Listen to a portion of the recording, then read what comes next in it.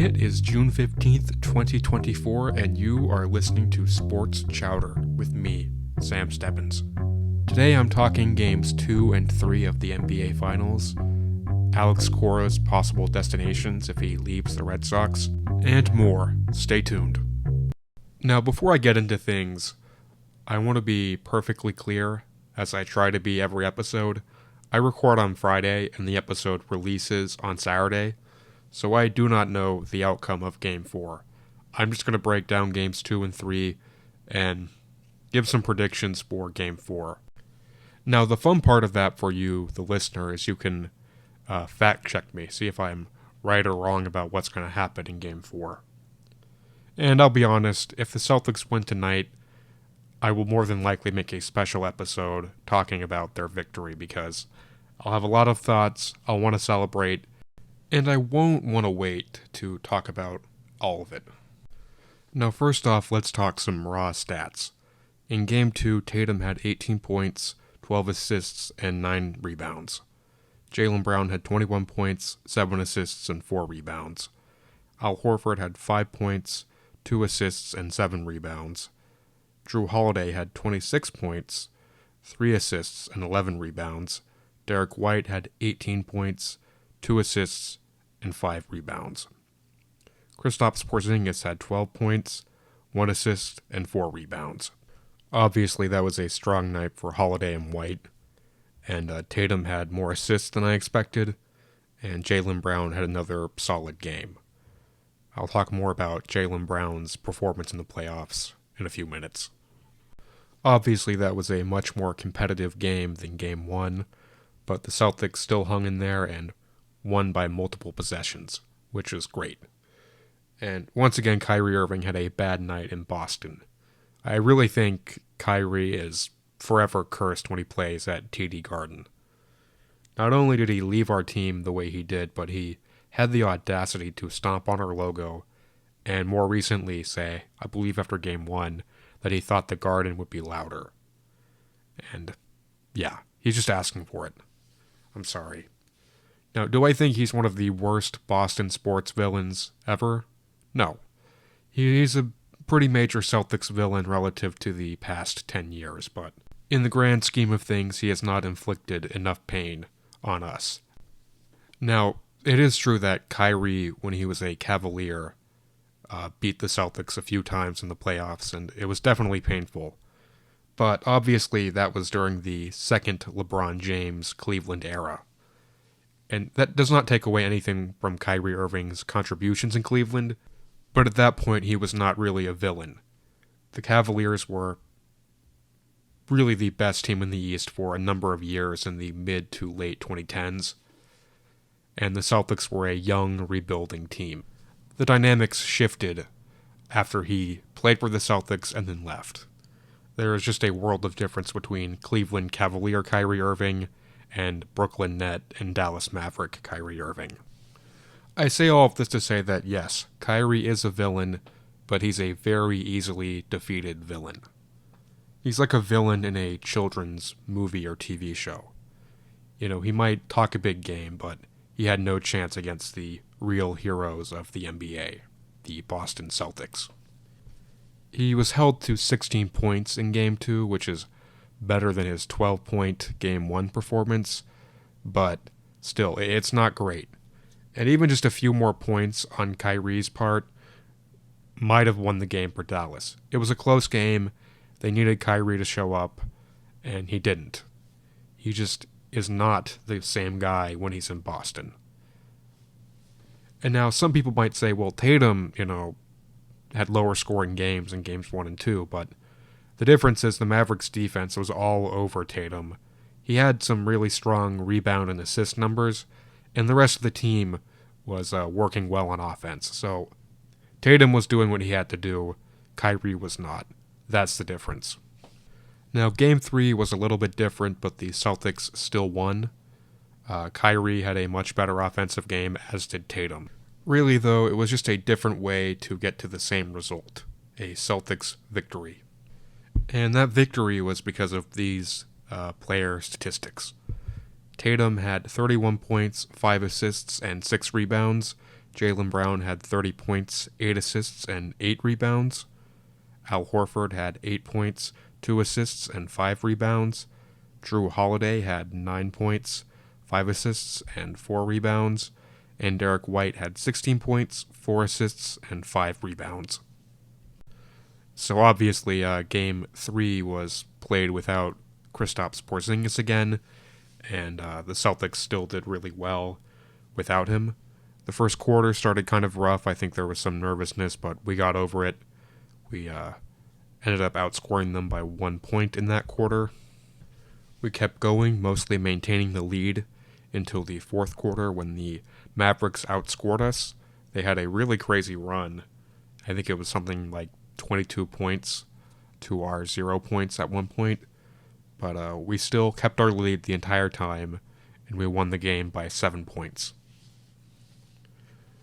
Now, Luka Doncic fouled out, and I think he deserved it. He complained about the refs later, but it was his fault. I mean, he just needed to be more careful. You know, you can say what you will about NBA officials, but in the finals, you just have to be careful because getting fouled out is just not an option if you're a star player. Well, if you're any player, actually.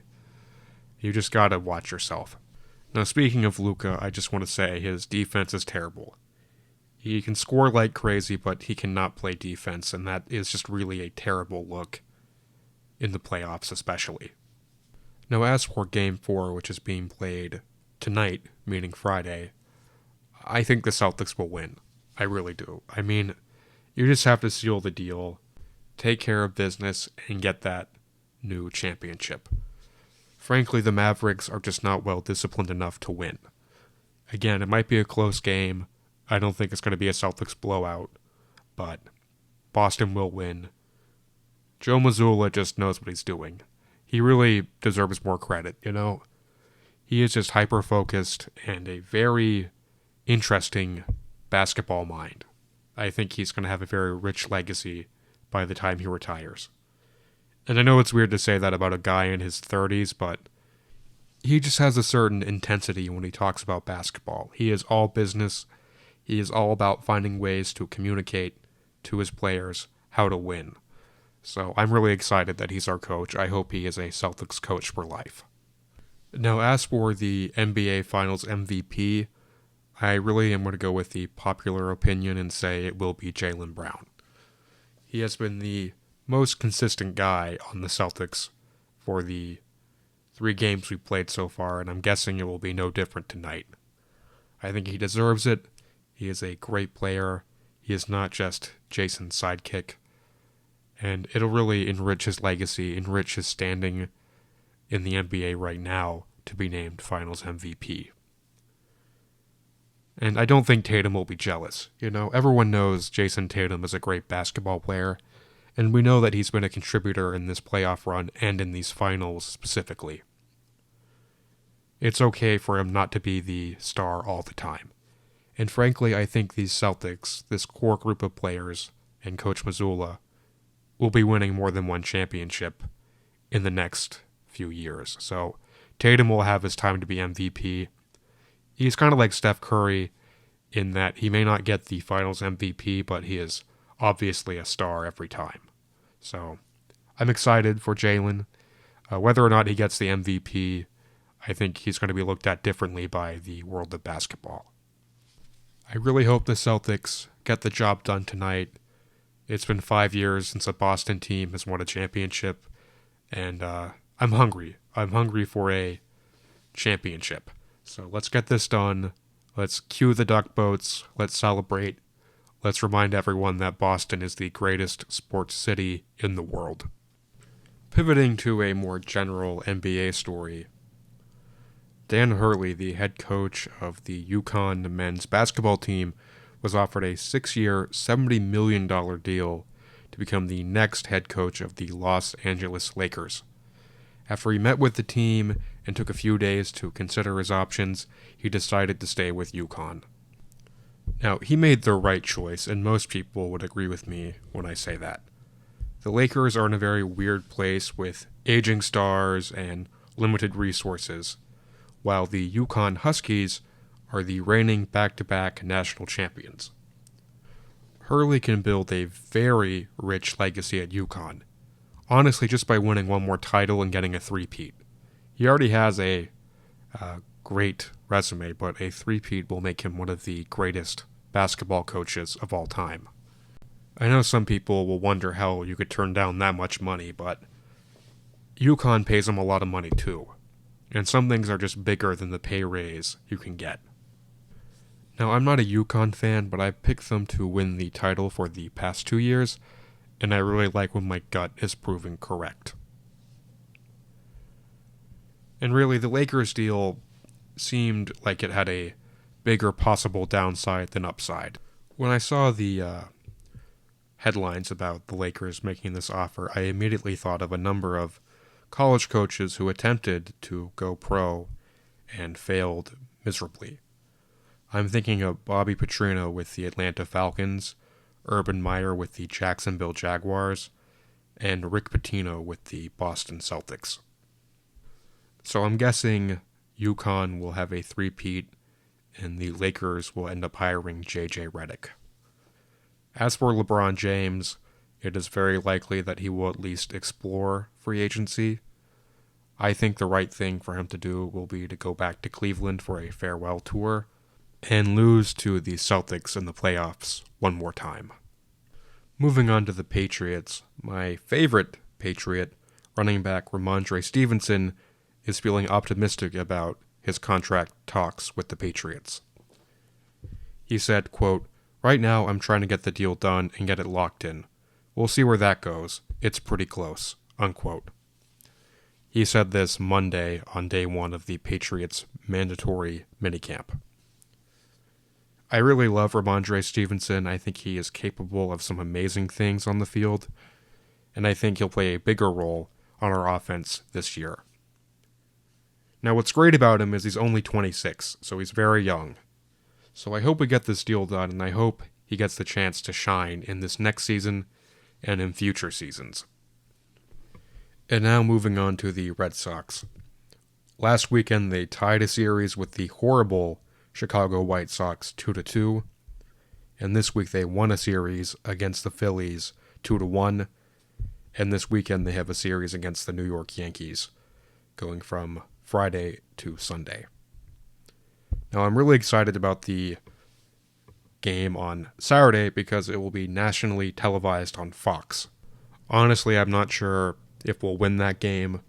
I'm guessing we won't. The Yankees are a much better team than the Red Sox this year, but David Ortiz, a.k.a. Big Pape, is obviously a Fox broadcaster, and it's been a long time since I've watched him do his thing on TV, and I really am a sucker for him tormenting A-Rod. So I hope that's funny, and I hope the Red Sox surprise us with a win.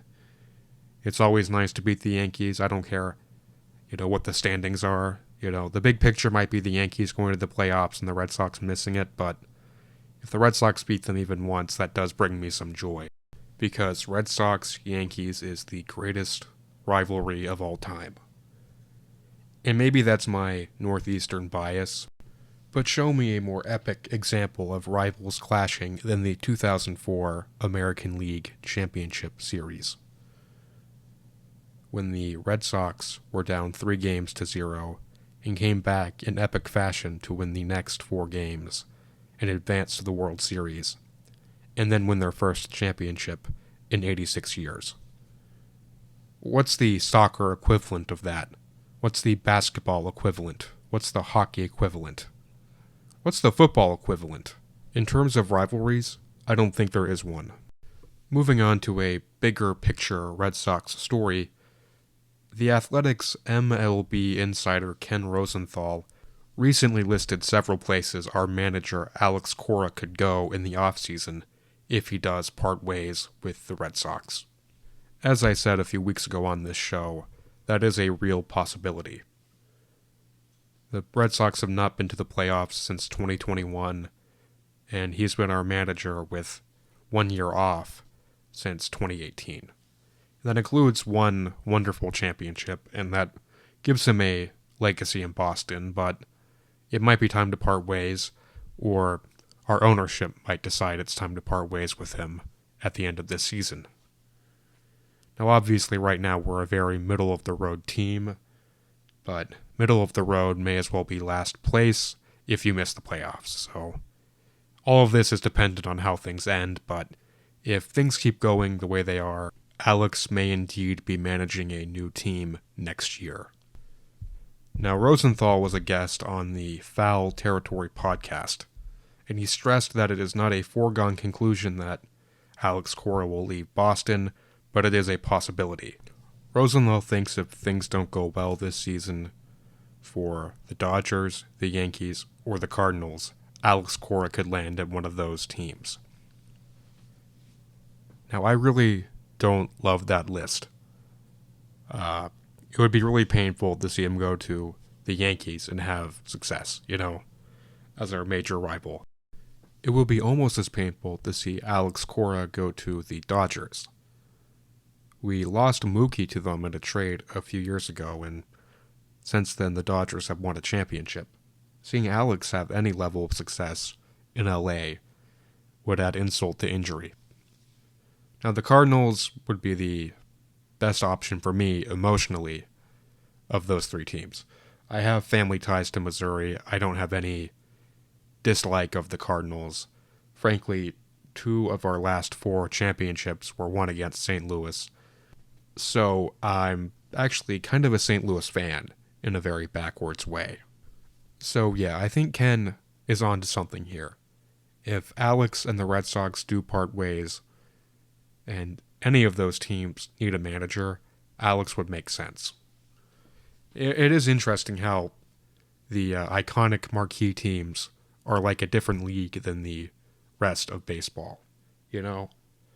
Like he didn't say, oh, maybe he'll go to Milwaukee, or maybe Alex will go to Miami. He listed 3 of the most iconic teams in baseball. So I find that very interesting. Anyway, it's not a foregone conclusion that Alex will leave Boston.